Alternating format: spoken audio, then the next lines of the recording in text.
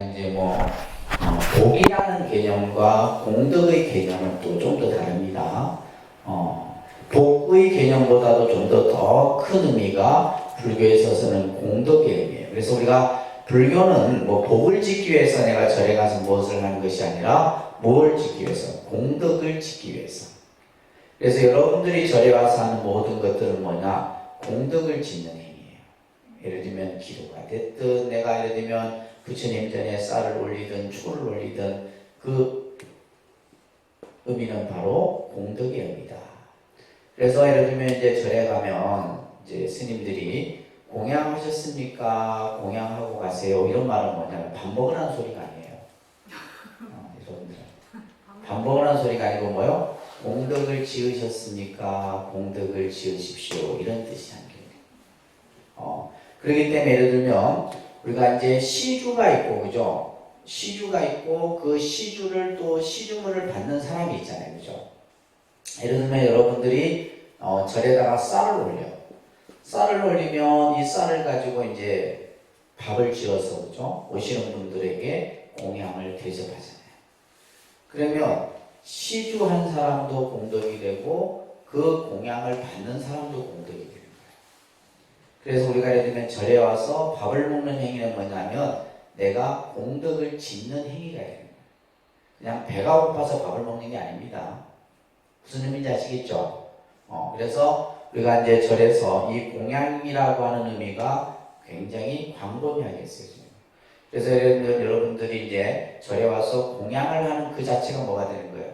공덕을 짓는 행위가 되는 거예요. 공덕을 짓는 행위가 되고, 왜냐하면 내가 공양을 잘 먹으면 어떻게 돼요? 시주한 사람의 공덕도 쌓아지는 거예요. 그래서 예를 들면 시주한 사람이 따로 있고 시주 받는 사람이 따로 있는 게 아니에요.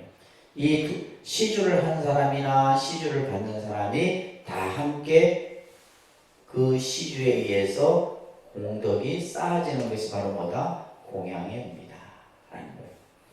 그래서 여러분들 이제 우리가 절에서 이 공양이라는 말을 많이 쓰는 겁니다. 자, 근데 우리가 이제 보통 공양을 할 때 여러분들이 이제 이건 습관이 안 돼요. 절에 오래 다닌 분들도 이게 습관이 안 돼. 우리가 보통 이제 다른 종교인들은 그들이 이제 식사를 할 때 항상 뭐예요? 기도를 하고 식사를 하잖아. 그 사람들은. 그죠? 근데 이제 우리 불교는 이런 의미들이 다 있음에도 불구하고 실제 여러분들이 생활 속에서 안 돼요. 습관이 안 되기 때문에. 그리고 단순히 절에 가서 그냥 밥 먹는다 생각하는 거예요. 옛날 분들은요, 절에 가서 그냥 배가 고프니까 밥을 먹는다 이런 생각을 해요. 그래서 이제 우리가 스님들이 하는 바루공양에 나오는 개송이 있어요. 이 개송. 자, 따라합니다. 이 음식은 어디서 왔는가?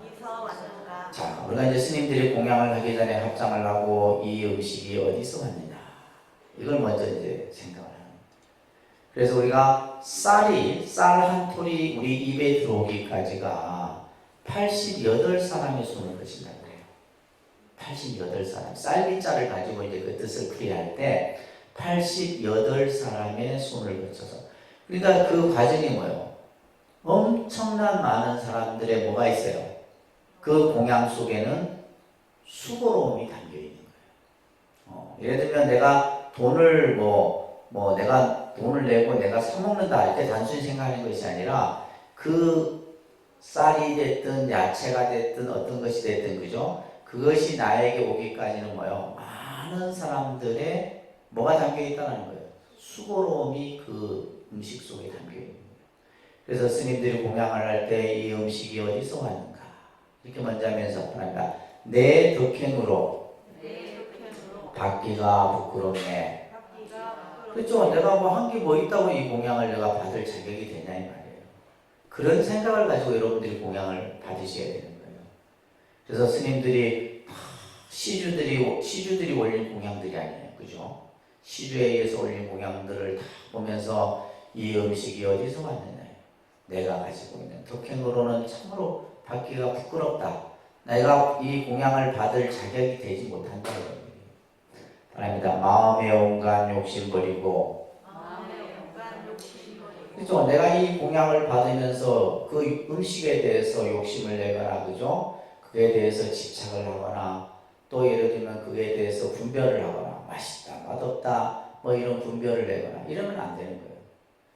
내가 마음에 온갖 욕심 부리고, 그죠? 몸을 지탱하는 약으로 하라. 내가 이 음식을 받는 것은 내 이 육신을 유지해서, 그죠? 수행을 하기 위해서 내가 이 음식을 받는 것이지, 예를 들면 음식이 맛있고 맛없고, 그죠?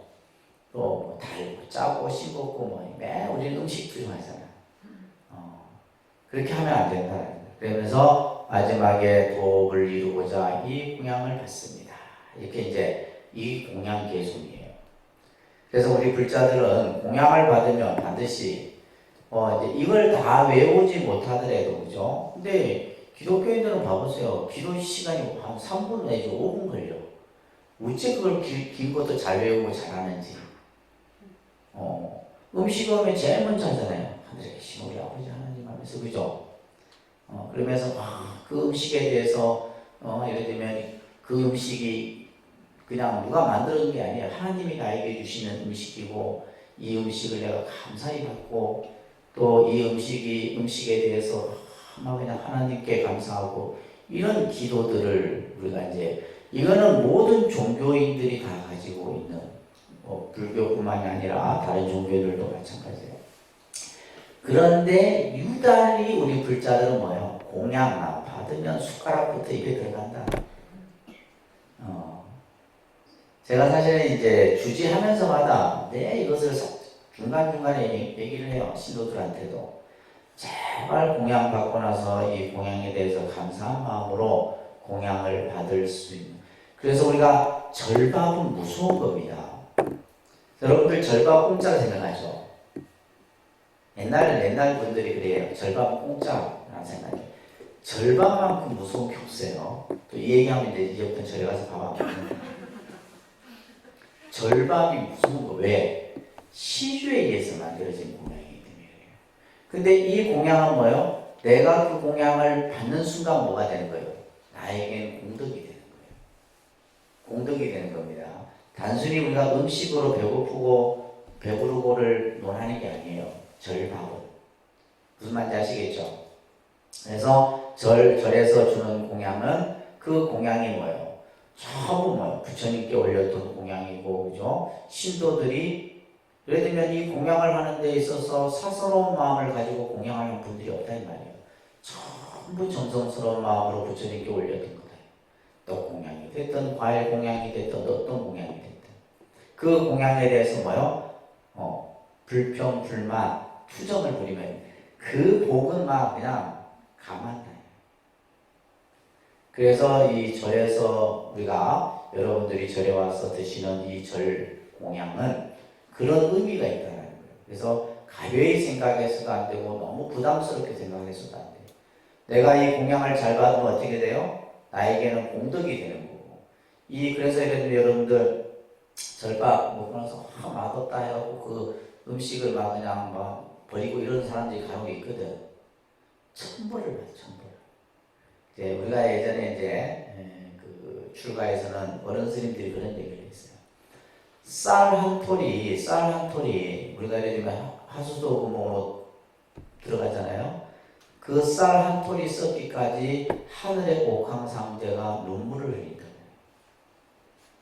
여러분들이 그러니까 뭐예요? 짜잘이 지어놓은 복도 없는데, 그죠? 복감하는 행동은 너무 많이 하는 거예요. 그러니까 우리가 예를 들면 여러분들이 절에 와서 예를 들면 봐봐.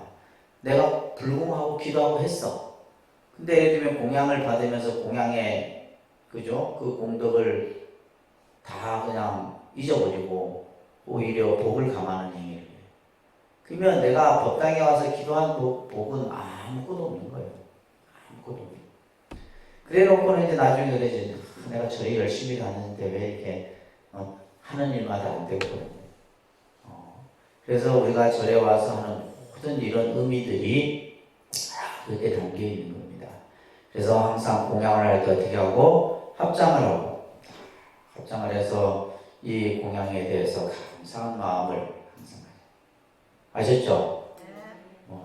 1분, 2분, 3분 기도하라는 소리는 안 합니다.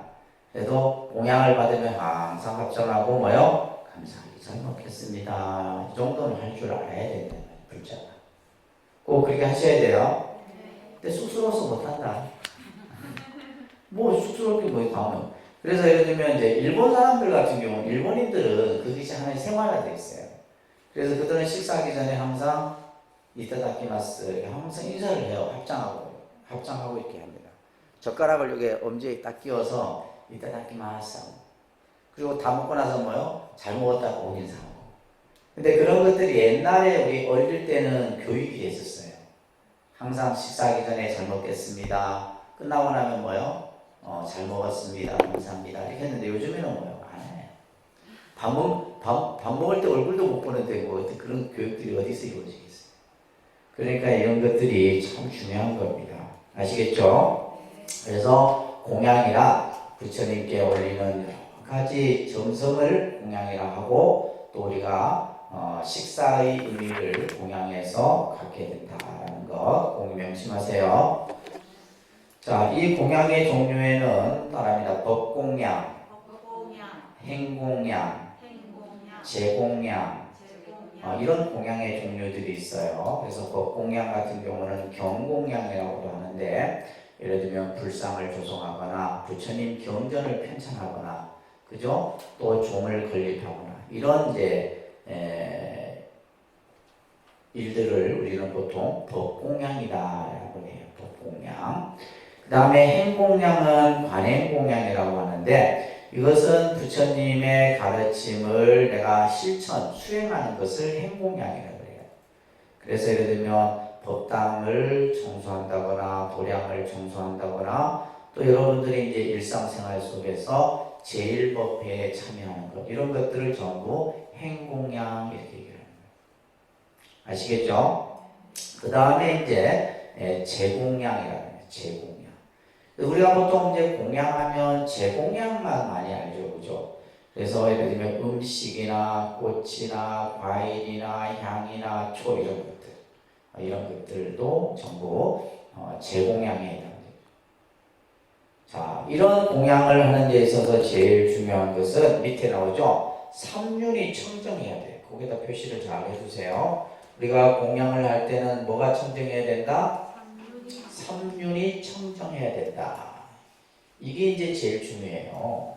이 삼륜이 뭐냐 하면 세 가지인데 우리가 이제 공양을 이라는 것이 이루어지기 위해서는 첫 번째 공양하는 그죠? 공양 올리는 자가 있겠죠, 그죠? 공양 올리는 자. 공양 올리는 자를 우리는 뭐라 그래요? 시주자예요, 시주. 시주라고 그러죠. 공양을 부처님께 올리는 사람을 시주라고 해요. 그 다음에 두 번째는 공양의 물건이 있겠죠, 그죠? 꽃이 됐든 뭐 과일이 됐든 이런 것들 공양하는 뭐 예를 들면 돈이 됐든 간에 그죠? 이런 것들을 공양의 물건이에요. 세 번째가 이제 뭐냐면 그 공양을 뭐예요? 받는 자. 이 세 가지가 다 뭐 해야 돼요? 청정해야 돼요. 그래야지만 공양의 공덕이 갖춰지는 겁니다. 첫 번째가 뭐다? 공양을 올리는 사람의 마음이 청정해야지. 예를 들면 공양을 올리면서 그죠?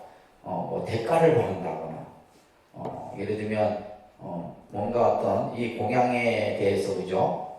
순수하지 못하거나 또 예를 들면 어떤 부당한 방법으로 공양을 그 물건을 취득한 것을 올린다거나 예전에 그런 경우도 있었어요. 예를 들면 요즘에도 이제 뭐 신문에 간혹 나오지만은 막 그 뭐죠?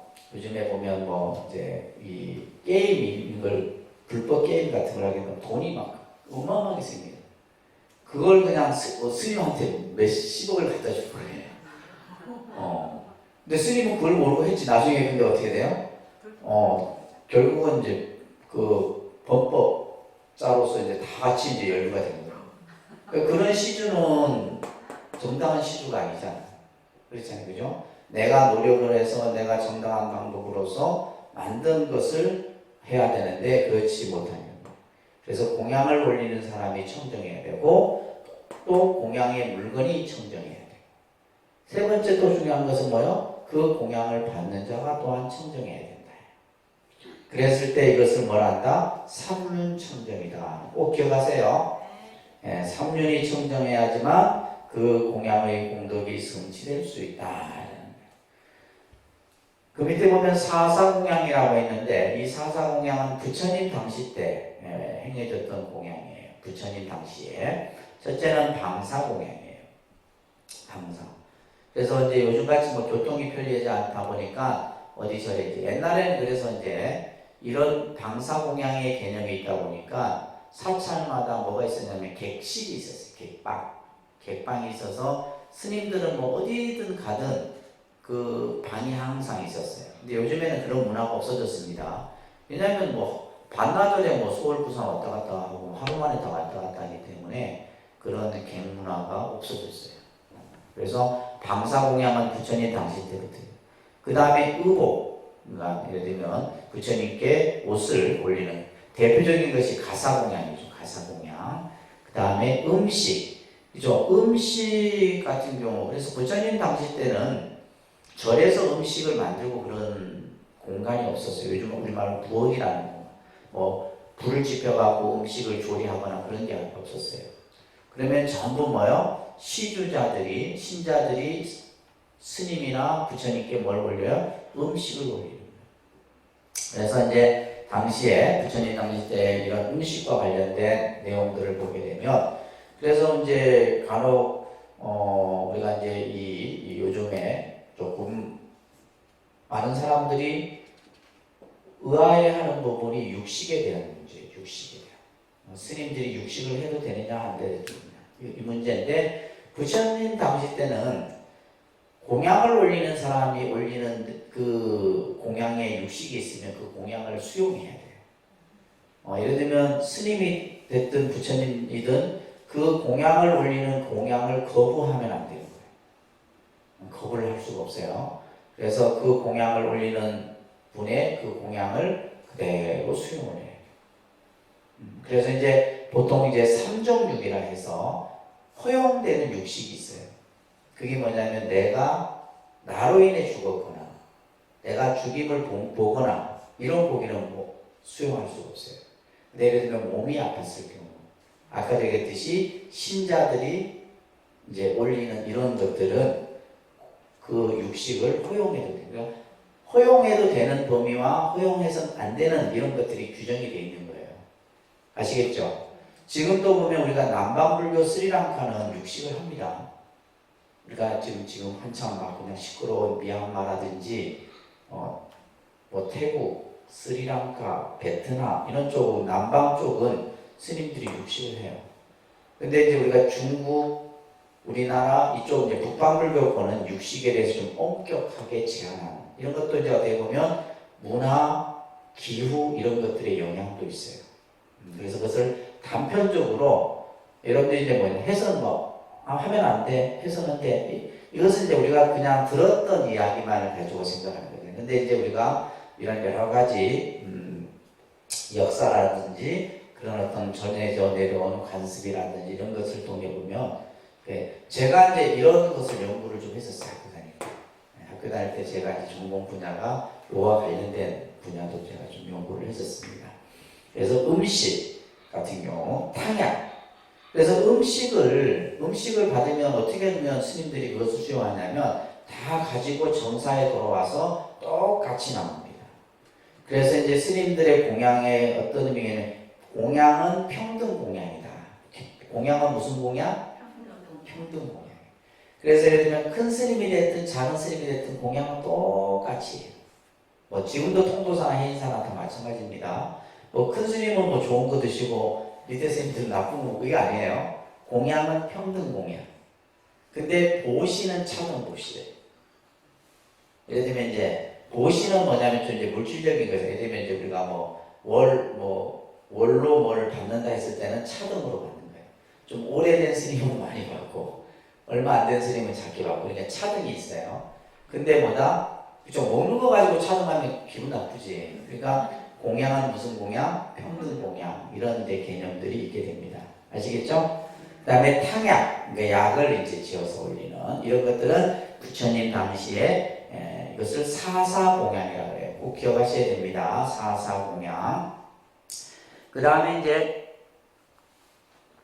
요즘에 우리가 이제 많이 하는 공양이 육법공양이에요. 이것도 이제 그래서 6가지 공양을 올리는데 이 공양의 의미는 하나하나 다 뜻이 있어요. 우리가 향을 올리고 그 다음에 초를 등불을 올리고 꽃을 올리고 과일을 올리고 차를 올리고 그죠? 공양미를 올리고 하는 이런 공양들에 대한 결국 이 공양은 전부 다시 말해서 내 마음의 정성을 부처님께 표현하는 거예요. 그래서 우리가 이제 공양을 올릴 때는 최상의 공양을 올려야 된다. 이런 얘기들도 있습니다. 그 다음에 5종 공양, 이런 공양들이 불교에서 올려지는 공양들이다라는 거. 그 다음에 이제 여러분들이 법회에 이제 참석을 이제 잘 하셔야 돼요. 법회에.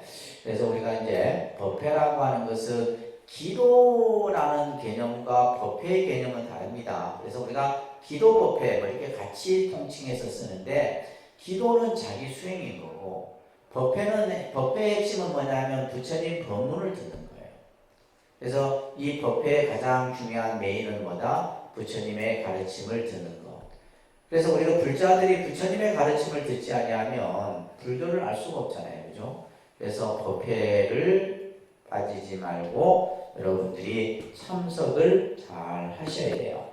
그래서 이제 요즘에는 우리가 이 법회도 사실 시대가 변하기 때문에 법회의 형태도 변해야 돼요, 사실.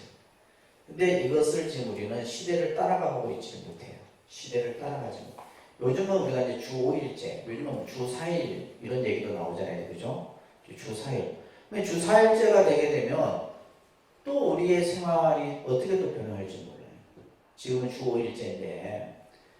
그러다 보니까 예전에는 이제 그 주 5일 되기 전에 하고 주 5일 이런 문화가 이제 바뀌어지고 나서 여러분들이 엄청나게 변화가 된 거예요. 가장 이제 크게 변했던 것이 이제 종교 신앙과 관련된 부분입니다. 그래서 우리는 아직도 뭐예요? 불교는 뭐예요? 음력을 기준으로 하고 있어요. 근데 우리 생활은 전부 뭘로 하고 있어요? 양력으로 하고 있단 말이에요. 그래서 예를 들면 이제 뭐 직장 생활이든 또 여러분들의 뭐 일반 대소사 이런 것들이 전부 양력 기준으로 행해지는데 우리 사찰은 뭐냐면 아직도 음력, 저희도 마찬가지예요. 근데 이것이 바뀌어져야 되는데 바뀌어지기 위해서는 뭐예요? 여러분들의 의식이 바뀌어야 돼요. 의식이 바뀌지 않으면 절대 안 됩니다. 그래서 이제 우리가 지금 현재 하고 있는 기본적인 법회가 사제일 법회입니다. 무슨 제일? 사제일 법회예요. 그래서 제일 첫 번째가 우리가 이제 초하루 법회. 그러니까 음력으로 기준하니까 음력으로 어떻게 돼요? 1일이 되는 거죠. 음력으로 1일날. 그래서 근데 이 음력 초하루 법회는 원체 오랫동안 우리 불자들 내리 속에 박혀 있어요. 그러니까 초하루 되면 절에 간다는 의식은 가져. 네, 초하루인데. 그러니까 초하루 날은 따로 절에 오지 마라 해도 알아서 들어오세요. 그만큼 우리 불자들 머릿속에는 이게 뭐냐면 한 달의 시작이잖아요. 그래서 우리는 예를 들면 시작과 끝을 중요하게 여기고 또 중간을 중요하게 여겨요. 우리 어떤 그 문화 속에 그런 것들이 배어 있는 것 같아요. 그래서 이제 음력으로 초하루 법회가 있죠, 그죠? 그 다음에 두 번째가 뭐예요? 보름 법회가 있어요. 이 보름 법회도 음력으로 며칠이에요? 15일이에요. 그죠? 보름 법회. 그래서 이제 사찰마다 이 법회들이 이제 어떤 특색들을 가지고 하는데, 보름 법회 같은 경우는 주로 이제 인등 법회를 많이 합니다. 대부분의 사찰들이. 무슨 법회요? 인등 법회. 이제 부처님 전에 내 가족의 인등을 이렇게 밝혀서, 그날은 이제 그 분들을 위한 기도 축원을 하는 날이 인등 법회예요. 그 다음에 이제 보통 이제 대부분의 절들은 이 두 개를 많이 하죠. 근데 이제 좀 규모가 크거나 이런 절들 같은 경우는 이제 또 뭐냐면 이제 관음제일 법회는 지장제일 법회를 먼저 해야 되겠다, 그죠? 음력으로 18일이에요. 그다음에 지장제일. 네, 지장제일 법회는 음력으로 이제 18일이 이제 지장제일 법회예요. 그 다음에 이제 관음제일 법회가 있고, 그거는 음력으로 며칠? 24일. 여러분들 그러니까 불교 사찰에서 주는 달력 보게 되면 그건 다 표시가 되어 있어요. 그날은 뭐예요? 절에 가는 날이에요. 절에 가는 날인데, 이게 그러니까 음력으로 되어 있다 보니까 실제 이제 참 안 되죠. 그러니까 예를 들면 교회 같은 경우는 수요 예배, 금요 예배, 일요 예배 뭐 이런 식으로 딱 정해져서 그것이 오랫동안 내려왔는데, 저희는 이런 식으로. 그리고 이제 예를 들면 이제 독림선언 같은 경우는 음력 8일이 약사제일인데 약사제일 이런 법회도 합니다. 그래서 저희가 지금 오제일 법회로 이렇게 조금 해서 하게 되는데, 그래서 이런 날은 여러분들이 절에 가서 내가 부처님께 기도하고 또 설법을 듣고 이런 날입니다. 자, 그 다음에 이제 뭐 스님에 대한 예법은 여러분들이 보시면 되겠고요. 그 다음에 경을 대하는 법 한번 잠깐 볼까요? 경을 대하는 법. 자, 우리가 이제 여러분들이 이 신행집, 그죠? 다 받으셨죠? 이 신행집은 단순히 기도책 이게 아니에요. 이 자체가 바로 뭐냐면 부처님의 말씀, 경이 이 안에 서려져 있잖아요. 그래서 이 안에는 금강경도 있고 법화경도 있고 원각경도 있고 여러 부처님의 경전들이 서려져. 그래서 이제 우리가 이 경을 다룰 때는 정말 던져서도 안 됩니다. 밟고 지나가서도 안 되고, 이것은 그래서 되도록이면 이제 이것은 별도로 여러분들이 따로 이렇게 해서 보관을 하고 절대 땅바닥에 놓거나 이러면 안 돼요. 이 자체가 바로 뭐냐면 부처님이에요. 그래서 법화경에 보게 되면 내가 설한 법이 곧 나다라는 말씀이 있어요. 그래서 경을 우리는 항상, 그래서 우리가 경을 펼칠 때도 어떻게 돼요? 그냥 책 펼치듯이 펼치면 안 돼요. 어떻게 해요? 내가 경을 딱 이마에 받들어서 그리고 나서 부처님의 경전을 펼치고, 그리고 딱 마치고 나도 이마에 딱 올리고 이런 식으로. 아시겠죠? 그래서 우리가 보면 이제 이 경을 다루는 법도 보면 기독교인들이 잘해요. 그 사람들은 평생을 그 성경책이 그냥 날도록, 그죠? 그것을 그래서 항상 옆에 차고 다니고. 그래서 우리 절에 다니는 분들은 잘 안 갖고 다녀요. 절에다 빛이 되어 있으니까 그것 쓴다고. 근데 그것보다는 내 손에 내가 묻은 이것을 계속 가지고 다니는 게 좋은 거예요. 아시겠죠? 그래서 왜 안 갖고 다니냐니까 무거워서 갖고 다닌다. 그러니까 우리 불자들 수준이 참, 그죠? 그래서 이 독림선언에서 불교 공부를 하시는 분들은 그래요. 항상. 그래서 저희 독림선언에서 이 신행집은 성경책에 버금가는 만큼의 좋은 재질로 만든 거예요. 그래서 이 하나에, 그래서 나중에 이제 여러분들이 영정사진 옆에 이거 하나 세워 놓을 수 있는 정도의 불자가 돼야 된다 이 말이에요. 아시겠어요? 기독교인들은 그들이 이제 평생 신앙생활을 하고 영정사진 옆에 항상 뭐가 있어요? 성경책을 놓는단 말이에요. 마지막 그 성경책을 같이 이제 하는데, 그 정도의 의식은 우리는 가지고 있어야 됩니다. 그래서 경을 아주 경건하게 여러분들이 가지고 다니셔야 돼요. 아셨죠?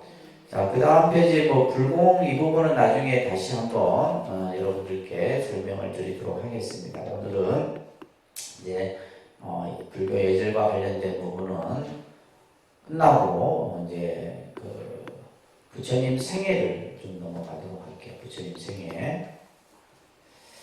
자, 이제 이 기본 과정에서 제일 중요한 내용이라고 보시면 됩니다. 부처님의 생애.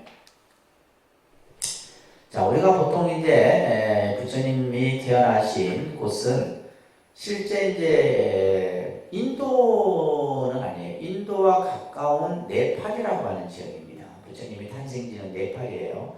지금도 이제 우리가 부처님 탄생지를 가기 위해서는 인도에 들어갔다가 다시 이제 네팔로 비자를 받아서 나가야 돼요.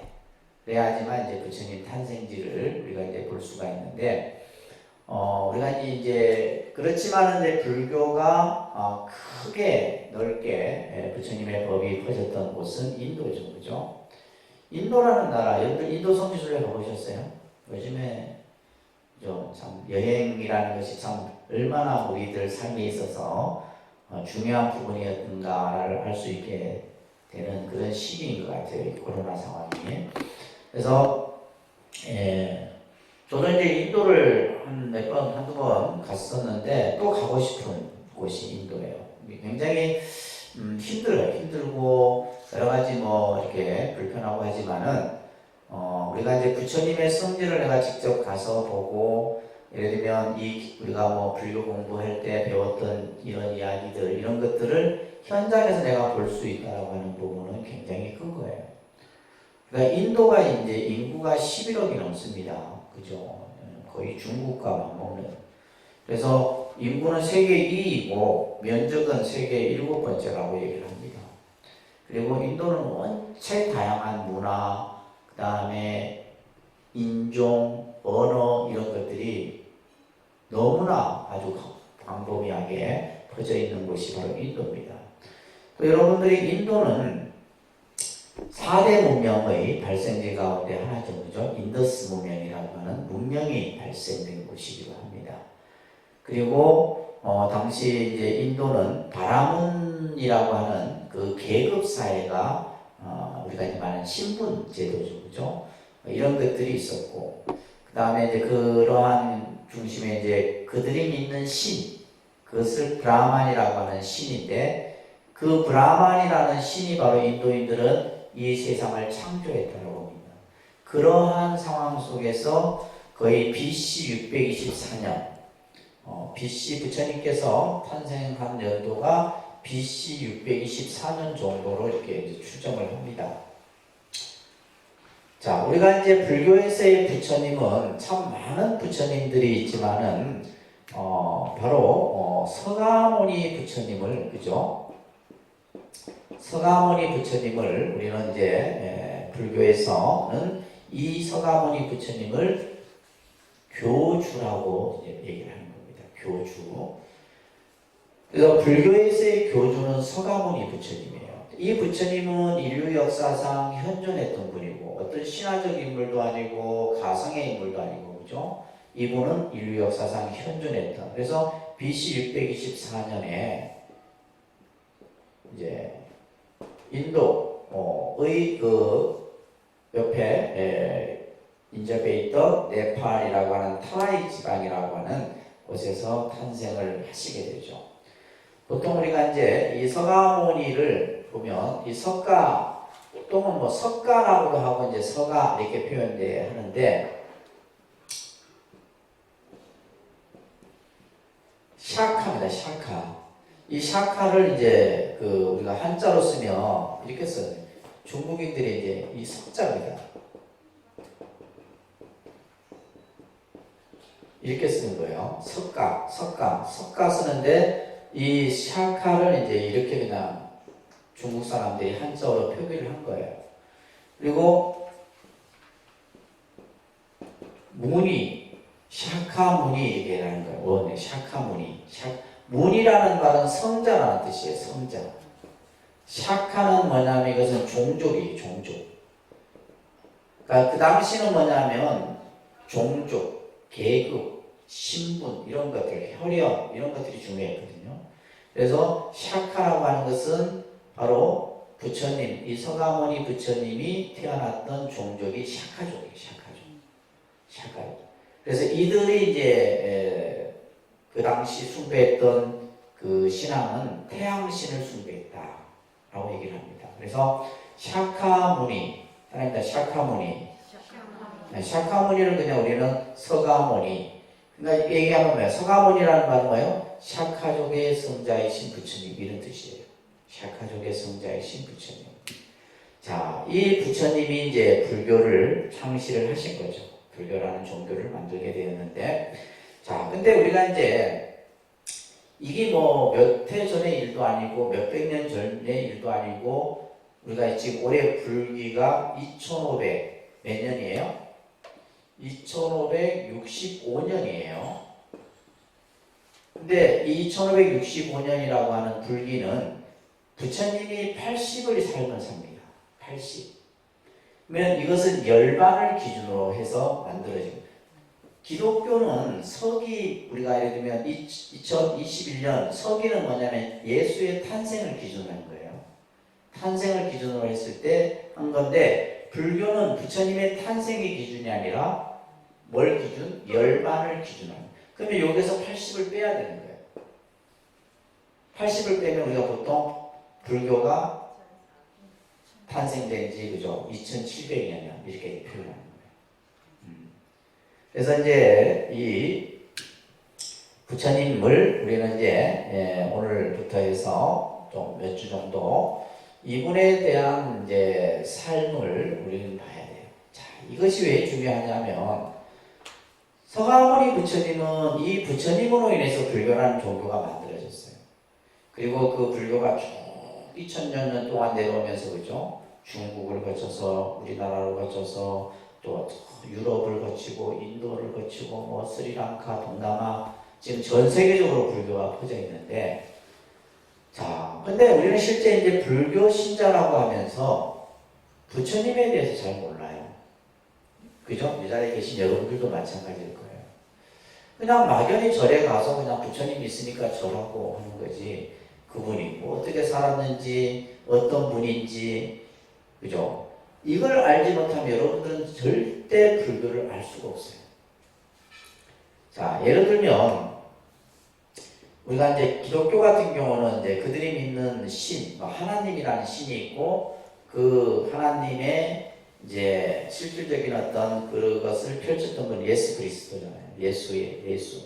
그러면 이들이 믿는 신에 대해서는 그들은 절대적으로 받아들이고 이해하고 있는 거예요. 예를 들면 대표적인 것이 뭐예요? 신이 창조했다. 창세기 1장 1절에 그죠? 하나님이 이 세상을 창조했다. 창조에 대한 것을 그들은 믿는 거예요.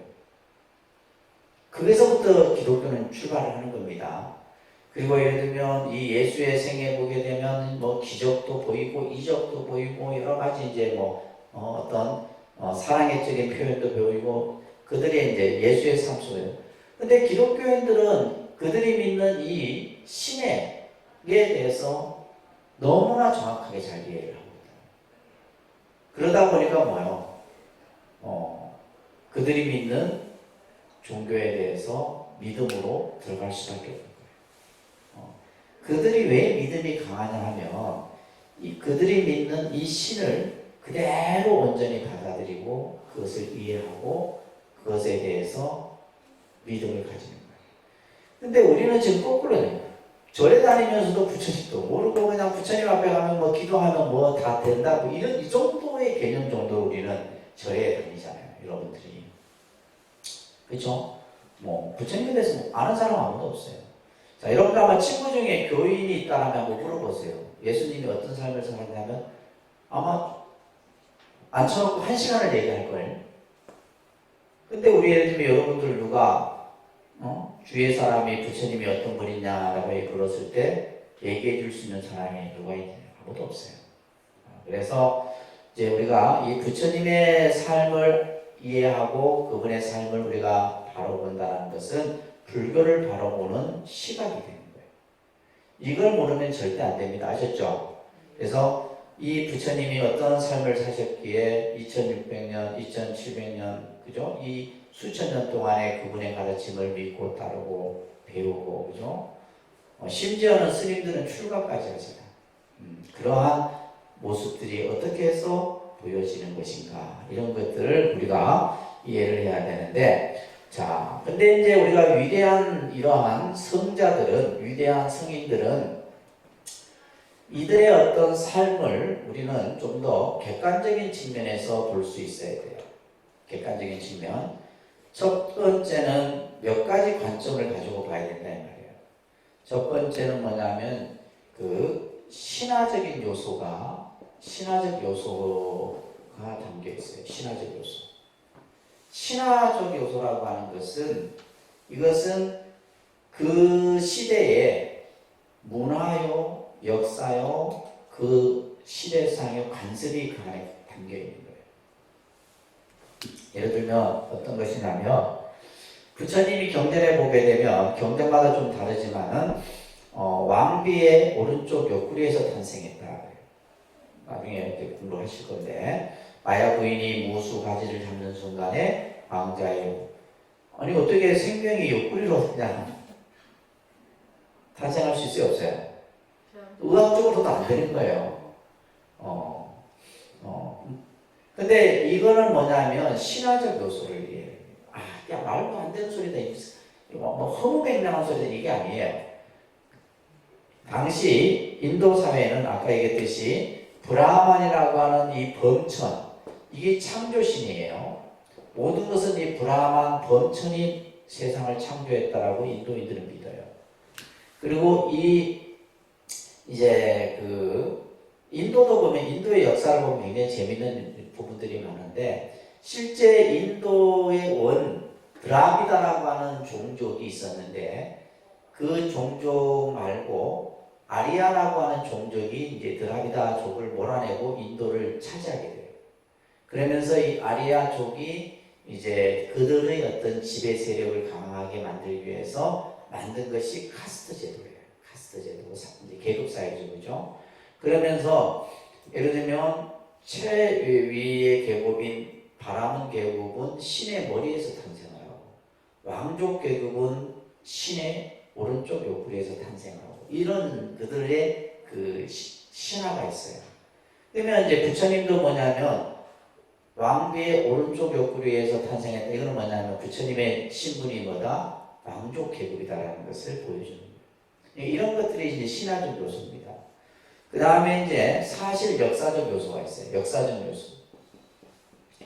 그렇죠. 우리가 예를 들면 뭐 예수든 뭐 서가모니 부처님이든 그분이 역사적 인물이 되기 위해서 뭐요? 역사적 사실이 있어요. 근데 그것이 예를 들면 이제 뭐 책이나 이런 것들은 한참 후에 만들어진 거기 때문에 잘 그것을 역사학자들이 그것을 가지고 100% 어떤 신빙성을 가질 수가 없네요. 그러면 결국 역사적 사실을 접근할 수 있는 것은 뭐예요? 유적이에요. 그죠? 어떤 고대의 어떤 유적, 뭐 비석이라든지 이런 것들은. 예를 들면 이제 인도가 나중에 이제 여러분들 아쇼카라고 하는 이 왕이 인도를 통일을 합니다. 이 아쇼카 왕이 인도를 통일하고 나서 인도의 전국의 각지의 부처님의 그 흔적에 따라서 비석을 세워요. 아쇼카 왕 비문을 세우는데 그런 것들이 전부 발견이 돼요. 그래서 이곳은 부처님의 탄생지다. 이곳은 부처님의 설법지다. 부처님께서 열반하신 곳이다. 이 아쇼카 왕의 비문에 의해서 이 역사적인 이런 어떤 사실적 이런 부분들이 증명이 되는 거예요. 왜? 이 아쇼카 왕은 인도의 역사에서 최초로 인도를 통일한 왕입니다. 그래서 역사적 사실 이런 부분들 실질적인 거죠, 그죠? 그렇기 때문에 이제 우리가 이 서가모니 부처님이 역사적 인물로서 그 다음에 이제 신앙적 요소예요. 신앙적. 그러니까 이 세 가지 관점을 같이 가지고 보셔야 된다는 거예요. 아시겠죠? 신앙적인 요소라고 하는 것은 이것은 뭐냐면 예를 들면 예수님이 막 그냥 빵 한 조각을 가지고 3,000명을 뭐 배불리 먹였다 이런 성경의 구절들이 있어요. 그런 거는 뭐냐면 우리가 봤을 때 그건 신앙적으로 봐야 되는 것이지 야 그건 말도 안 되는 소리다. 그렇게 보시면 안 되는 거예요. 그래서 신앙이라고 하는 것은 이것은 우리가 가지고 있는 일반적인 과학이나 논리적인 사고를 넘어선 것이에요. 이건 믿음으로만 가능한 것이지 예를 들면 신이 이 세상을 창조했다는 그 창조를 어떻게 믿느냐. 그러니까 예를 들면 이제 과학이라고 하는 영역은 이 과학과 종교는 때로는 서로 같으면서도 서로 다른 영역을 보여주는 것이 과학과 종교예요. 과학은 끊임없이 종교의 영역을 규명하려고 하죠. 그래서 예를 들면 이제 뭐 신의 창조론이라든지 그죠. 특히 이제 불교를 치면 뭐 사리를 과학적으로 분석을 해서 그것이 과연 정말 수행의 결정체냐 뭐 이거는 과학이 이제 근데 과학은 끊임없이 종교의 영역을 건드리죠. 그리고 종교는 뭐요? 그러면서 이제 뭐요? 종교만의 어떤 그 바운더리를 만들려고 하고 이런 모습들이 있는데 그래서 이제 신앙적 요소 그래서 나중에 이제 전체적으로 내용을 설명할 때 이런 내용들을 설명드릴 겁니다. 그래서 우리가 이제 어떤 위대한 성자의 삶을 우리가 보기 위해서는 신앙적인 요소, 역사적 요소, 그 다음에 뭐다? 신화적 요소 이런 것들을 같이 보면서 보시면 좋을 듯 싶어요. 자, 여러분 한번 교재 보시면 앞에서도 말씀드렸듯이 6세기경 인도 네팔의 작은 나라에서 탄생을 합니다. 부처님의 탄생하셨던 그 나라 이름은 카필라국이에요. 카필라국이고 종족은 샤카족입니다. 태양의 자손이라 이런 뜻을 가지고 있고 왕은 수도다나 우리는 이 전반왕이라 이렇게 많이 들어보셨을 거예요. 그죠? 전반왕이고 왕비는 마야 왕비. 그래서 보통 마야 부인이다 이렇게 부르기도 하죠. 그죠? 그런데 이제 이 전반왕과 이 왕비 사이에 자식이 없었어요. 그래서 늘 이제 나라에도 걱정이었고 이제 어떻게 보면 나라를 이을 왕자가 탄생해야 되는데 그러던 중에 이제 이 왕비의 태중에 이제 왕자가 탄생하게 되는데 자 여기서 이제 여러분들도 중요한 개념을 이해를 하셔야 돼요. 자 불교는 다른 종교와 달리 시간을 설명하는 데 있어서 또 이제 생을 설명하는 데 있어서도 마찬가지예요. 그래서 우리가 이제 생이라고 하는 것을 설명할 때 이 생은 뭐냐면 한 생을 두고 얘기하는 거예요. 한 생. 우리가 지금 이제 예를 들면 생명이 태어나서 죽기까지 한 생을 두고 얘기할 때 우리가 보통 전생이 있죠. 그죠? 전생.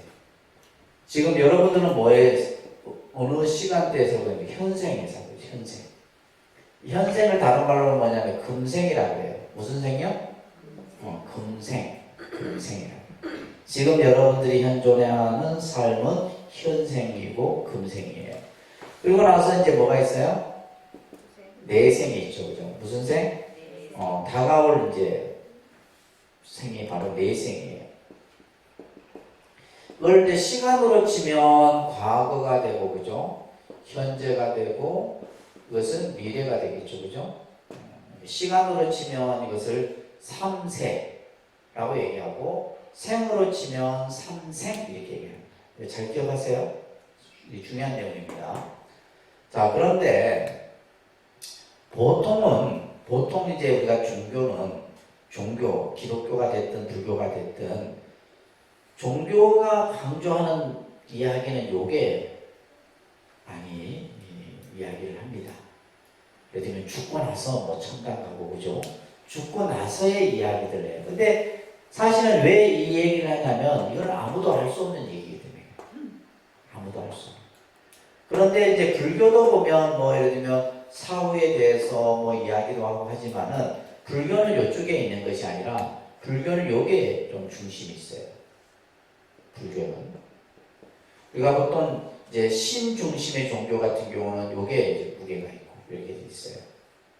그런데 이제 우리가 부처님 같은 경우는 이제 보시면 그때 어떤 종교는 불교는 이 얘기를 합니다. 전생의 이야기를 해요.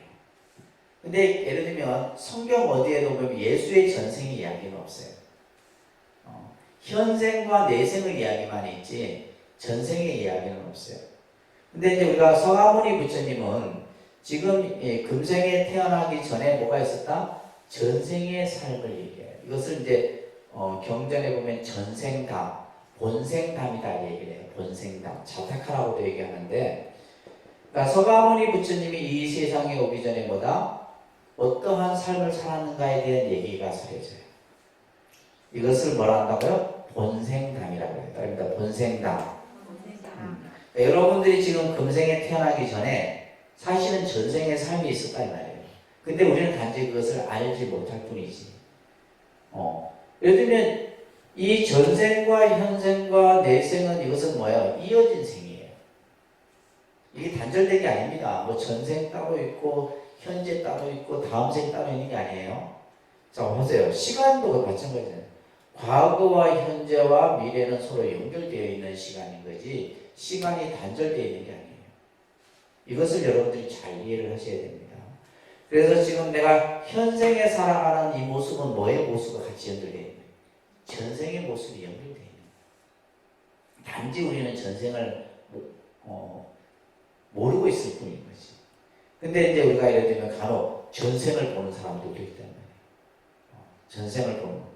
그래서 신통 가운데도 보면 숙명통이라는 신통이 있는데 그 신통은 뭐냐면 전생을 꿰뚫어 보는 거예요.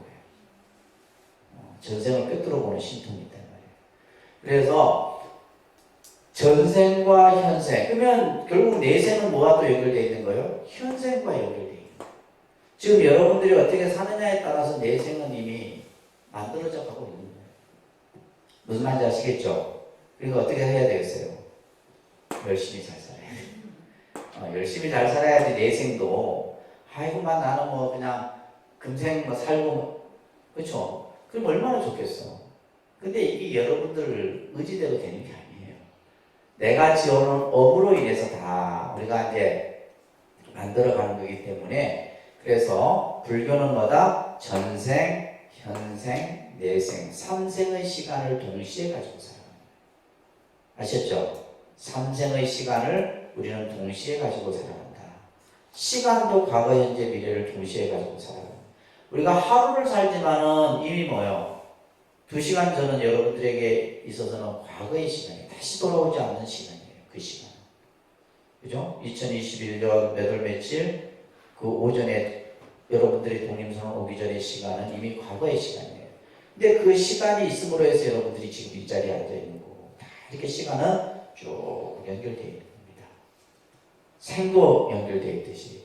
그래서 이제 서가모니 부처님께서 전생의 이야기가 여기서 그려져요. 이 전생의 이야기가 바로 뭐냐면 도솔레이상이라고 하는 모습으로 그려집니다. 그러니까 도솔레이상.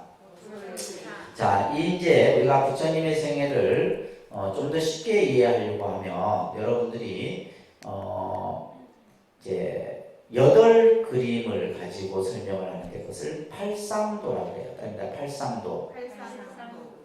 자, 팔상도라고 하는 것인데 첫 번째 장면이 이제 도솔레이상이에요. 자, 여기 보시게 되면 이 스크린 잠깐 보시면 우주가 생성되고 파괴되기를 91차례 그릇되 우주라고 하는 것은 끊임없이 생겼다 없어지고 생겼다 없어지고 생겼다 없어지고 그죠? 우리가 예를 들면 우리 인류가 예를 들면 생명체가 존재했던 시간이 아니라 수억 억의 시간 수억 년 전 그죠? 자 그렇게 하기 전에 수메다라는 청년이 있었다.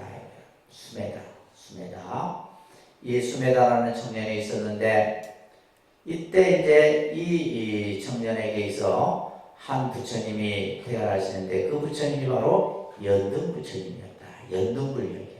연등불이야기가. 그래서 이 부처님이 탄생하시자 많은 사람들이 부처님께 공양을 올렸다라는 거예요. 그러면서 수메다가 부처님께 5 송이를 바치면서 이렇게 얘기를 합니다. 저도 당신처럼 부처님이 되게 하소서. 하늘이 하늘 아래 모든 세계에서 중생을 건질 수 있는 지혜와 공덕을 갖추게 하소서 이렇게 얘기하면서 부처님께 5 송이의 연꽃을 바친다. 자, 이게 바로 뭐냐면 서원이에요. 서원. 다음 내가 어떻게 되기를 그죠? 부처님과 같은 지혜와 공덕을 갖추게 해주십시오. 이렇게 얘기합니다. 그러면서 이제 곱비라는 여인이 세세생생 저희 아내가 되게 하소서. 이렇게 또 이제 하는 거예요.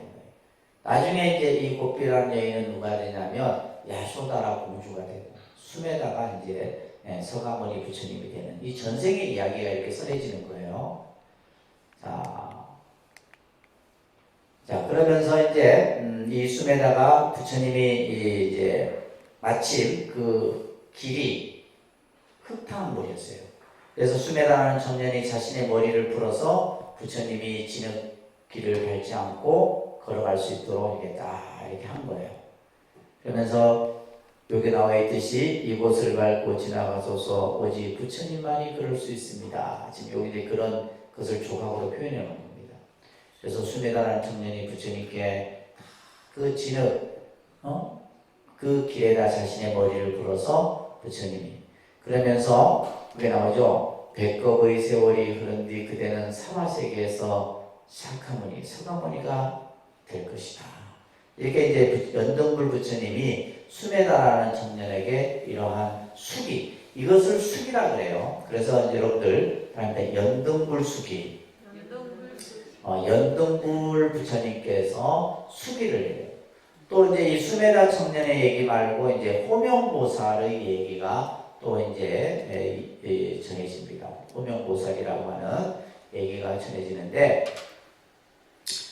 자, 저 부처님이 이제 도솔천이라고 하는 천상에서 계실 때 바로 이 호명보살이 이제 이 도솔천에서 수행을 하고 있었다.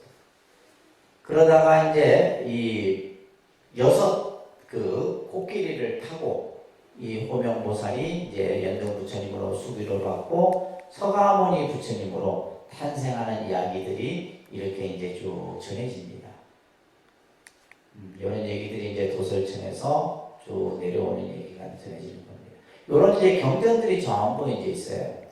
그래서 여기에도 나와 있듯이 이 호명보살이 다음 태어날 곳으로 저 연부지에 있는 태양의 종족인 석가족의 나라 카필라와 투로 정하였다. 그래서 이제 태어날 그 장소까지 또 누구의 몸을 의탁할 것인지를 정하게 되는 겁니다. 이렇게 해서 이제 부처님이 이 세상에 오시게 되는 이야기들이 전해지게 돼요.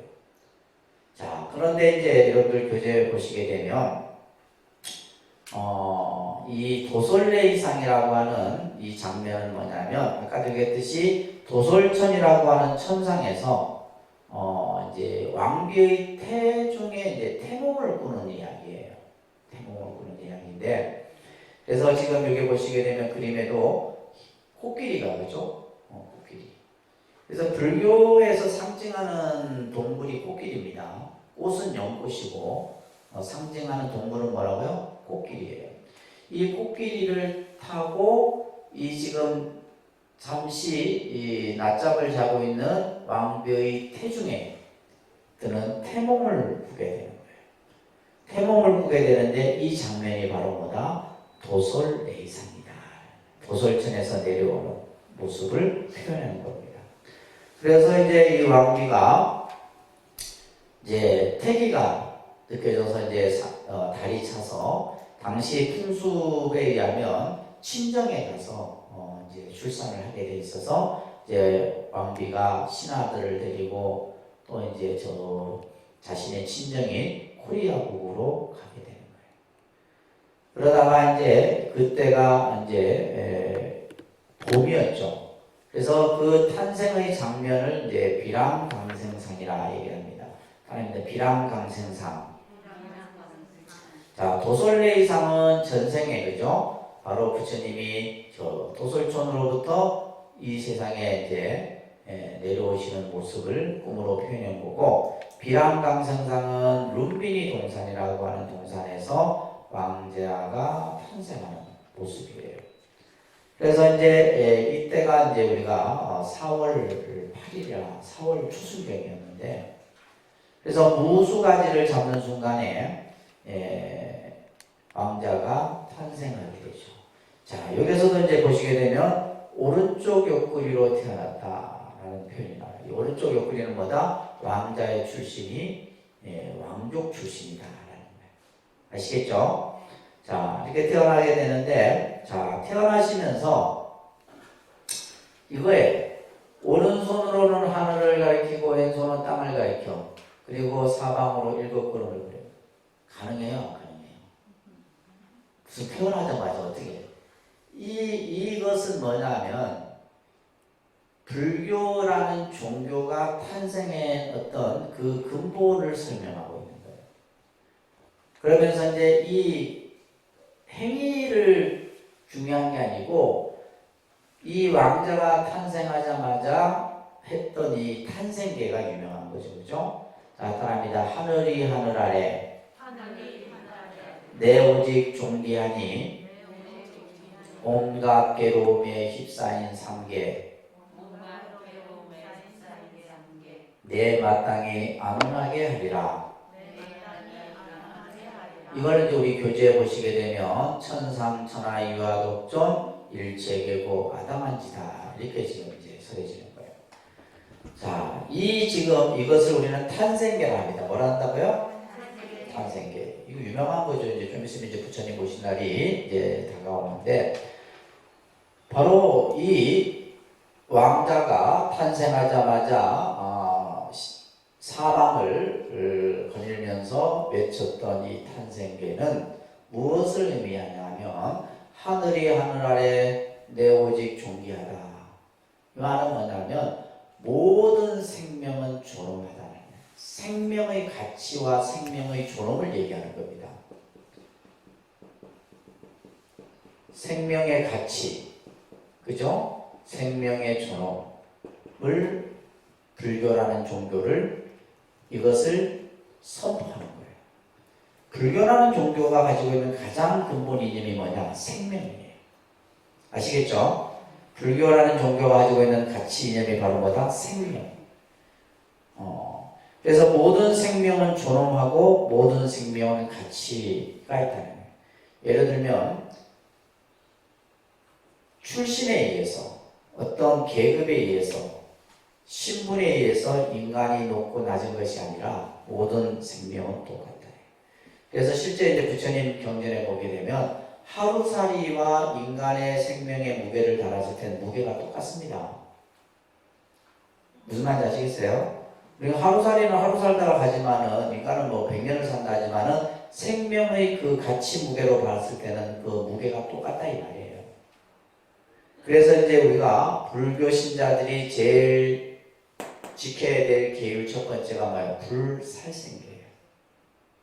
불살생계. 그것은 바로 뭘 얘기하는 거예요? 생명에 대한 가치, 생명에 대한 평등. 그리고 존엄과 가치와 뭘 얘기하냐면 평등을 얘기해요. 요즘 우리 사회가 이제 불평등, 차별, 뭐 이런 것들이 이제 사회적 이슈가 되고 있잖아요. 이미 서가모니 부처님은 당시 이런 어떤 신분 계급 사회 속에서 불교가 지향하는 가치를 이렇게 둔 거예요. 모든 생명은 존엄하고 그 생명은 나름대로 가치를 가지고 있고 모든 생명은 평등하다. 이것이 이제 불교라는 거예요. 불교가 가지고 있는 중요한 개념입니다. 그리고 일체계고 안당이고 우리가 사는 세계는 괴로움의 세계다. 괴로움의 세계. 우리가 사는 세계는 무슨 세계? 괴로움의 세계. 자, 첫 번째는 이걸 말씀하셨고 두 번째는 뭘 얘기를 했냐면 이 괴로움이라고 하는 이 괴로움은 뭐예요? 우리 현실의 문제입니다. 괴로움이라는 건 뭐예요? 뭐의 문제라고요? 여러분들 괴로움이 뭐예요? 응? 고통. 고통이 뭐 어떨 때 고통스러워? 네? 우리가 예를 들면 이 고라는 것을 인도 말로는 듀카라고 해요. 듀카. 이 고의 반대는 락이에요. 락. 그죠? 괴로움의 반대는 뭐예요? 즐거움이죠. 행복이죠. 이 락은 행복입니다. 그래서 고라는 뜻은 듀카, 행복은 수카예요. 우리 카페 이름이 뭐예요? 수카가. 행복이라는 뜻이에요. 인도말을 그대로 쓴 겁니다. 인도말이 참 아름다워요. 범어가 간혹 보면 이제 광고 이렇게 그 제품명에도 보면 인도 범어를 사용하는 경우들이 많아요. 뭐 예를 들면 베개, 카누 이런 것들도 그러죠. 카누인가? 베개 이름 있잖아요. 베개 이름. 베개. 네. 베개 회사 이름도 그 인도 말이던데 카누는 커피인가? 자, 이 고라고 하는 이 현실의 문제예요. 자, 부처님께서는 중생의 현실은 괴로움이다. 이렇게 이제 딱 말씀하신 거예요. 그래서 이 괴로움으로부터 뭘 하는 거예요? 벗어나고자 하는 것. 이게 바로 불교다. 그래서 불교는 두 가지예요. 두 가지. 그래서 이 탄생계에서 우리에게 주는 메시지는 뭐냐면 불교라는 종교, 앞으로 내가 만드는, 내가 창시하는 종교는 이 두 가지를 근본 이념으로 삼는다. 그래서 첫 번째는 뭐요? 생명. 두 번째는 뭐요? 괴로움으로부터 벗어나는. 자, 그렇게 해서 이제 부처님의 이 탄생계가 설해지게 되죠. 부처님이 걸음을 걸을 때마다 연꽃이 땅에서 솟아 팔을 받들었고, 사방에서는 온갖 천신들이 지켜보는 가운데 9마리 용이, 그죠? 이 태자를 깨끗한 물로 목욕을 시켰다. 이거는 뭐예요? 신화야, 신화. 무슨 용이 나타나서 뭐 용이 입에서 뭐 물을 뿜고 뭐 목욕을 시키고, 이거는 뭐냐면 그만큼 뭐요? 이 태자의 탄생을 장엄하는 신화적 그림이에요. 그래서 우리가 이제 부처님 모신 날 뭐예요? 아기 부처님께 뭘 해요? 관부를 하는 거예요. 머리 위에다 물을 뿌려서 이렇게 씻기는. 이런 것들이 지금 이런 어떤 개념들을 바탕으로 해서 만들어지는 겁니다. 아시겠죠? 하늘에서는 꽃비가 내리고 이 아기 부처의 피부는 황금으로 빛났다. 이런 표현들이 이제 경전상에서 설해지는 거예요. 이거는 이제 지금 탄생의 그 장면들을 표현하는 그런 표현입니다. 그죠? 자, 그래서 이제 이 왕자가 탄생하자, 그리고 나서 실질적으로 여기 보면 이제 5일이 되던 날에 예를 들면 이 명명식, 태자의 이름을 짓게 되는데 그 이름이 바로 뭐냐면 시달타예요. 시달타. 뜻은 뭐예요? 모든 것이 다 뜻대로 이루어진다. 이런 뜻을 가지고 있어요. 그래서 우리가 이제 성은 고타마 시달타 이렇게 보입니다. 그러니까 고타마 시달타 이렇게 이제 불려지는 거예요. 그래서 좀 생소한 명칭이지만 여러분들이 이제 이 부처님 생에 부처님이 이제 되시는 전까지는 고타마 시달타 이렇게 얘기합니다. 자, 이러면서 이제 왕자 이름을 시달타라 하리라. 나의 아들이 세상의 주인이 되게 하리라. 근데 이제 태어나자마자 일주일이 되던 해 왕비가 죽습니다. 마야 왕비가 죽어요. 일주일 만에. 그래서 실제 이제 이모인 동생인 마파자파티가 양모가 되는 거예요. 양모의 손에 의해서 이 시달타가 이제 성장을 하게 됩니다. 자, 그러면서 이제 이 태자가 여러 이제 성장을 하게 되는데 중간에 보면 이제 여러분들 교재에도 나와 있듯이 아시타라고 하는 선인이 이 태자의 관상을 보게 됩니다. 태자의 관상을 보게 되는데 이 아시타 선인은 그 나라에서 유명한 선인이었어요. 그래서 태자가 탄생했다는 얘기를 듣고 왕궁에 와서 이 태자의 관상을 보면서 한참 보다가 눈물을 흘려요. 그래서 옆에 있던 왕이 아니 태자에게 무슨 안 좋은 관상의 징후가 있습니까? 라고 물자 아닙니다. 대왕이시여. 이 왕자는 나중에 이 세상을 구원할 부처님이 되시거나 부처님이 될 분이라는 거예요. 아니면은 출가를 하지 않으신다면 전륜성왕이 될 것입니다. 성군이 될 것이다. 이 인도를 통일할 성군이 될 것이다. 그러니까 두 가정.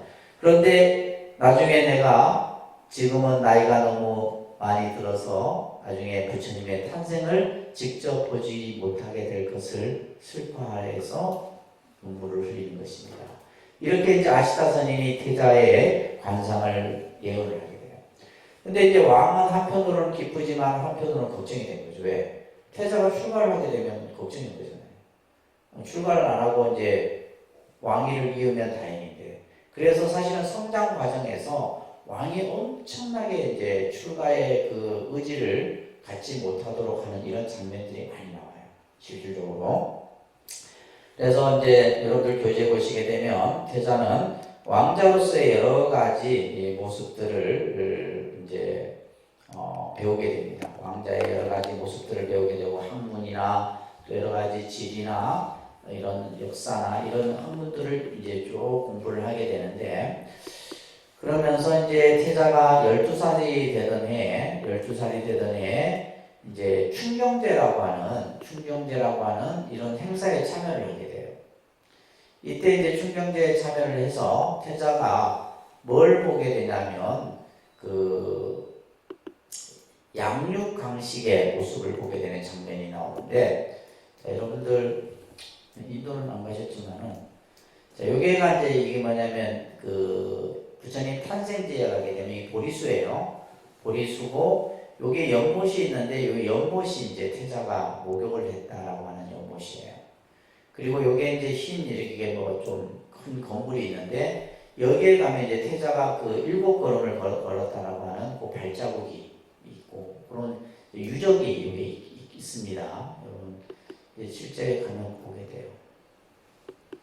그리고 이제 이 룸비니 동산에 지금 이렇게 이제 벽돌로만 남아 있는데 이곳이 이제 룸비니 동산이다라고 하는 부처님 탄생지라고 하는 그런 이제 유적 정도만 남아 있어요.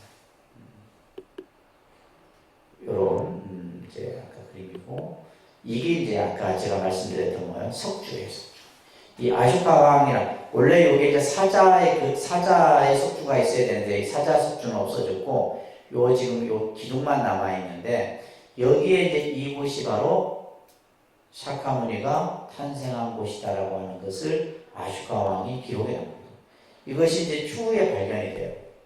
그리고 나서 이곳이 이제 부처님의 탄생지라는 것을 역사적으로 알게 되는 거예요. 아셨죠? 그래서 이 석주를 무슨 석주라 한다? 아쇼카 왕 석주라고 하는 거예요.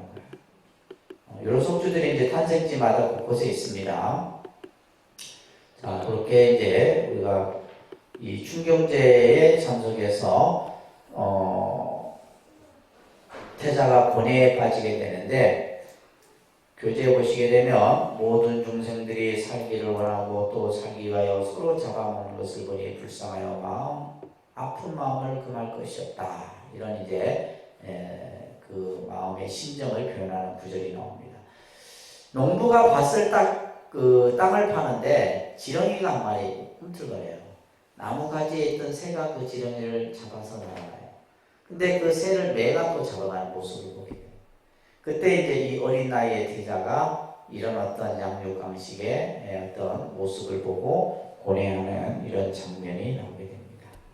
자, 그 밑에 보시게 되면 이제 태자는 삼시궁이라고 하는 이 삼시궁은 뭐냐면 철마다 태자가 옮겨 다니면서 화려한 궁중의 생활을 이제 이렇게 할 수 있도록 왕이 지어준 궁전이에요. 그러다가 이제 이 왕이 이제 부왕이 태자를 결혼시키죠. 19살이 되던 해 이제 결혼을 시킵니다. 이때 이제 야쇼크라는 의식을 하면서 야쇼다라는 공주와 이제 결혼을 시켜요. 그러니까 이런 것들은 뭐냐면 삼시궁을 지어주고 결혼을 시키고 한 것은 뭐예요? 태자가 출가의 마음을 갖지 않도록 하기 위해서 세상의 그런 어떤 즐거움, 세상의 어떤 그런 쾌락을 계속해서 이제 이 부왕이 이 태자에게 이제 이렇게 경험하도록 해주는 겁니다. 이런 이제 장면들이 이제 경전에 쭉 나오게 돼요. 그다음에 이제 태자의 어린 시절 기억 회상이 있는데 이거는 다음 주에 연결해서 이어서 하도록 할게요. 좀 시간 되시는 분들은 미리 한번 교재 한번 읽어보시면 더 이해하기가 좀 쉽지 않겠나 생각합니다.